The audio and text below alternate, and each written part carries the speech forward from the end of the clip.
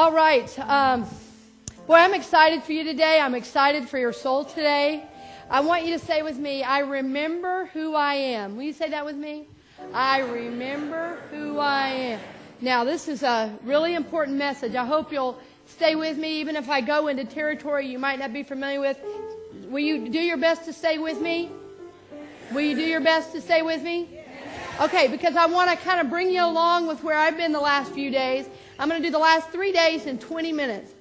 And what we're going to do, we can do it. We can do it because I'm going to give you highlights. I've been in co-leading an inner child workshop. And wow, if you could see the way people are waking up to their goodness and their divinity by going back to the beginning, how they were, you know? All that joy and all that love and all that vitality. I'm so glad, I'm always glad, by the way, to see kids in our service because they are the life force of any energy, of any church. The life force, the life energy of any church. That's the fact. You have no kids, your church is dying. That's the fact. You have children, you have life energy. Right? Why? They're so connected to spirit. How many people, when you see a baby, right, you just go, oh my gosh. Right, you turn into like this different person. You go goo goo goo goo goo goo goo. Right? Who does? Right? Raise your hand if you do that when you see a baby. Does anybody look at that baby and say, "Now that's some original sin right there"? No, no, you don't. You don't say it, right? No, you go, "My gosh, that light!" Right? You're so attracted. You don't even know why you're so attracted to that light. Remember when, Antonio Leomanis had their new baby, Valentina, and we presented her. And some people noticed it, some people didn't. She was like literally reaching out to the congregation. She's not that old. And then, have you ever smelled a newborn? That smell. I'll never forget when my son was born. I smelled him. Oh, I said, that's what heaven smells like. I'll never, and every baby I ever hold has that smell. Have you noticed? They all have that sweet, like, it's so good. Now, that baby holds potential for each one of us. That baby always, kids always, are showing us their goodness. And we as the people around them are not always supporting that goodness. That's a fact. That's just true, right? I mean, I hate to say it, but it's true, right? And so the reason some of us go and do inner child work and things like that is we're trying to go back and get those parts of ourselves that were left behind so we can bring them back healed, so we can bring that to life. Because the fact is, we say we want peace, we say we want joy, and we mean it. And we do our spiritual work, but somehow our relationships half the time look like a war zone. We don't understand why when we do these prayer works, this prayer work, and why we do this affirmation work, why it's not always translating into healthy relationships. Well, I'm going to tell you why. It's because way back when, the way you were raised, now I'm not blaming anybody, okay? I'm not blaming anybody. This is just the way it's been in our society, in our culture as a whole, is that the people normally that were raising us, and by the way, what I'm describing, the word is actually dysfunction. I haven't said it yet. My family, we put the fun in dysfunctional. We love to get together, and it's just, God bless them all. I love them to death. I love my family. Love them, love them, love them. But it is highly dysfunctional. That's just how it is. So I'll just tell you, I was the youngest of 9, okay? So just that in and of itself gives you an idea of the pandemonium I grew up in, right? Always babies and kids coming out somewhere, you know. It's just amazing. But what happens is, and culturally something happened where the adults around us forgot that they could make mistakes. As a matter of fact, they were what, by the way, this author years ago in the 80s was talking about it, John Bradshaw. Raise your hand if you remember John Bradshaw. He's great, right? And he would say things like, the adults around us were actually shameless, which meant everything was the kid's fault, not the parents. You have no idea the number of people in my office today, grown-ups, 40s, 50s, 60s, 70s, 80-year-olds that are saying to me, my dad would have rather died than apologized. My mom would have rather died than apologized. In other words, in a world where the parents are always right, guess who has to be wrong? So pretty soon, not only are we feeling bad about life, we think we're bad. Right? Not, I feel bad because I did something wrong. That's normal. That's good. That's called, normal shame or normal guilt. But what happens once this happens over time, what the child internalizes is, I'm bad. And we're saying to you at Unity, no, you're good. You're a blessing. You're loved. The God lives within you. And so that's we're working on knowing that. Right? But we're still dealing with an old way of looking at life. In fact, through the lens of shame. And of what I call it's toxic shame. Right? In other words, that's what I'm carrying around all the time. That not only do I think, I'm not good enough, that I'm inherently bad. I've heard people saying, and then religion on top of that, of course, then further abuses us, right? And tells us, yeah, in fact, you are bad after all. Yeah. Okay, yeah, so I'm supposed to be sorry, feel guilty every morning, every moment of my life. Rather than what Jesus said is, I came that you might have life and have it more what? Right. That's the message. That's the message. So how do we get to that if we grow up with this environment where everything is our fault? I mean, everything. Like most of us, this is the extent. That's why I said stay with me when I go out here. Some of you may not want to. We really feel everything is our fault and that we don't even have a right to be here. Many people are constantly apologizing for their presence. Constantly. I've worked with many, many people in many, many churches. This isn't new. It's a problem I've worked with over and over and over. And so what happens where the addiction comes from, everybody in this room is addicted to something. You can't not be and be in this society. Some of us are addicted to perfectionism, to looking good. Some of us are addicted to interrupting. Some of us are addicted to looking a certain way. Some of us are addicted to shopping, to gambling, to cards, to, dirty movies. I'm watching my language because of, movies that we should not be watching. Right? We're addicted to them to the point that they've taken the joy completely out of life. Why? Because we're living joy from that place of shame, not from our place of our own inherent goodness. Right, so there's going to probably be some work for you to do. I mean, this is the good news and the bad news, right? Like I'm saying, hey, by the way, here's the problem, Right, and you're going, yeah, and? Right, so there are some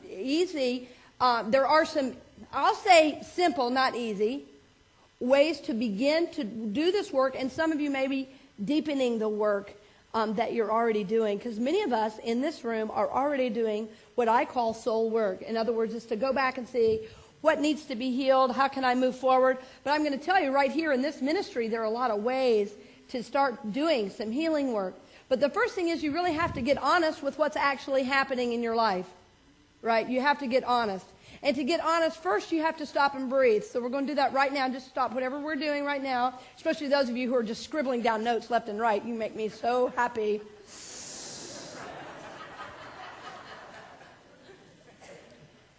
Actually, there's only a couple of people doing that button. All right, take a nice deep breath. Just breathe for a moment. Just knowing there's no place else you need to breathe. And just see how it feels in your body. See how it feels just to breathe. And we're going to do another deep breath not where we have to be all spiritual. It's going to be a deep down belly breath like a kid breathes. See if you can do that.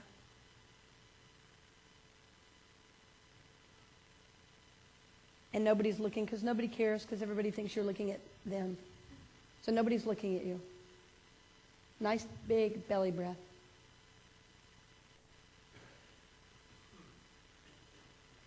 I want you to see how it feels now in your body.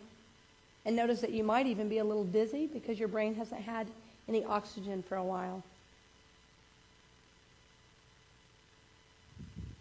Yeah, so kind of bring your attention back to here and see if you can feel the difference of the energy in the room.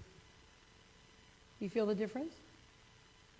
Just because you took a moment, and as you breathe, what you were actually doing is inviting God, Holy Spirit, in. Now, as we are breathing, the truth is you're not even breathing yourself. God is breathing you. We think we're in charge of everything. God is breathing us. And one of the things we need to do is just learn to be receptive to the God energy in our life and in our bodies. Just breathing. Just breathing. And if you start from down here, what happens is this starts to expand and your heart opens up, right? Did you feel that? I saw some people literally start to breathe, and then you see how the body wants to just open and express in a different way. Just breathing from way deep down in here will help you get in touch with what's really going on in life. Then, what the breathing does, of course, it puts us more in the present moment, doesn't it? Do you feel how the energy in here now is like, is centered, is still, is at peace? Why is that? I didn't do any magic. I didn't give you any affirmation to say. You just took a breath. That's all. So as we do this work and as we breathe and bring ourselves into the present moment, what you're going to start seeing, you're going to start to be an observer of your own life. And as you are an observer of your own life, you're going to see ways that you need to heal. And you're going to see ways that you want to pick up that addiction, whatever it is, and you got to be honest with yourself, right? If you're not honest, there's no point, right? You have to be honest with yourself. What am I addicted to? What in a time of crisis do I go to? Sugar, caffeine, alcohol, drugs, whatever, gambling, movies, cards, shopping. What is the thing that you are reaching for? There are recovery meetings that happen right here in this church every week. There's the Adult Children of Alcoholics, which is all about how you grow up in the family system, right? And how it's exactly what I'm speaking about. It's about working on the inner child to recover that goodness that has been lost. What I saw happen this weekend with the people at the workshop was, and I've heard this many, many times doing inner child work with people, people will say there have been things that they loved to do when they were children that they have just completely stopped doing. Completely. Like haven't done for 20, 30, 40, 50 years. And it's something that brought them a lot of joy. A lot of joy. And I have a good friend that says joy is a sure sign of the presence of God. Right? That song, The Joy of the Lord is My Strength, right? So we want to get back in touch with our joy. So the first thing we want to do is what? Breathe, right? Number one, breathe. Take time to breathe, to center yourself, bring yourself into the now moment. The first thing is to breathe. The second thing is you become an observer of your life. Start noticing those places, those times, and you're not going to do it perfectly, right? Remember, you can make a mistake, remember? Remember, you don't have to do it perfectly. You can actually say, and by the way, I have seen many. We have some awesome parents in this congregation. I have heard stories and seen many parents say to their kids, hey, you know what? You know what? Mama was wrong. I'm so sorry. Or, Daddy was wrong. You know how healing it is for kids to see a man have emotion? For a woman to have another emotion besides sadness? For a mom or a dad to just say, you know what? This one's on me. I'm sorry. Then the children around us, even if we don't have kids, they could be nieces, nephews, right, whatever, somewhere in the family system that we interact with, then guess what? They're not carrying our shame for us. They're only dealing with their own stuff. Isn't that a miracle? Can you imagine how much more freedom all of us would be living in if that's the way life were happening right now? It's possible. I believe it's possible. I've seen more and more people wake up to this idea, this truth, and start working, looking at what's really happening in their own lives and saying, oh, you know what? Every time I do that, I want to do this. I'm going to get some real help for that. I'm going to go to a meeting. I'm going to get some therapy. I'm going to do whatever needs to be done. And by the way, you know what I keep noticing now in therapy, in psychology rather, is that what we're saying in the spiritual realms, what we're saying in spiritual communities, is what psychology is starting to say. You know, it used to be with Freud, you know, it was all about, you know, sex. It was all about that. And it was all about sex and all about, you know, I'm going to write you a prescription that's going to take care of that problem you have, you know, that problem in your mind. I'm going to give you a prescription for it. And psychology used to be a study of the mind, but you know what the word actually means? Psyche means soul. So psychology is not even supposed to be a study of the mind. It's actually a study of the soul. So as psychology develops, that's what I'm noticing, spirituality is moving up this way. Well, here's what a lot of us do. We want to just do the spiritual work and leave the psychological work behind. We say, no, I'm too spiritual for that. Right? And then there are some that are so in their minds, they say, I'm too smart for this. But do you see how there's a differentiation? You see how the two are never going to meet? There's got to be work done on both levels and on other levels, also with the body, to learn how to live in a society as a full human being, as a whole being, as one that's dialed into spirit and moving forward in faith to do what's theirs to do. So, right, so you breathe, you become an observer of your life, and then you start to what? Get into your joy. Get into those things. Get into those things that have always lit you up. I remember who I am. Will you say that with me? I remember who I am. I remember who I am. I remember who I am. You know, one of the first memories I have as a kid was I was about 3 years old, and we had a really large kitchen because of all the family, you know. And there was this little island thing in the middle that had all these pots and pans. And one morning I got up before everyone, which was not unusual, and I got out all the pots and pans. And then I got a couple of wooden spoons out. And I set up the pans a certain way, adjusted this one over here, and I started banging them, banging them, banging them, banging them. Yeah, I was like, that's a great way to start the day. How do you think that went over? Well, it didn't go over real well. But, right, so that was by the way, my degree ended up being in percussion performance. So at three, something in me knew I was supposed to hit something. That's funny, right? I mean, at 3, I knew. Now, I'm not saying as parents you don't have boundaries, okay? I mean, my mom, you know, the whole house, what's wrong? Ah, you know. Everybody's freaking out. Oh, no, everything's fine. You know, what's your problem? I'm good. Yeah, so I'm not saying we don't have boundaries, but we don't want to squash any time a little one around us is being in their joy, right? How often have you seen little kids? This is one of my favorite things that little kids do, where they just like skip around. They're like, doo, doo, doo, doo, doo, doo, doo, doo, you know, and they're, you know, like some of them will come down the aisle on Sunday morning, you know, and they're like, it's a red carpet, you know. I love that. You know, and often what will happen in dysfunctional homes, you know, that's kind of going on. I just got home. Stop it. Don't you dare ever do that again when I'm sitting here reading my paper and drinking my beer. Now stop it. We all do things like that, not meaning it. And I'm not saying we don't have boundaries. We have them. We have them with love because kids need discipline and structure, right? Because the opposite's not healthy either. Just do anything you want anytime. No, I'm not saying that. But the boundaries are with love, aren't they? So we're learning, what we are really learning to do as grown-ups is reparent ourselves.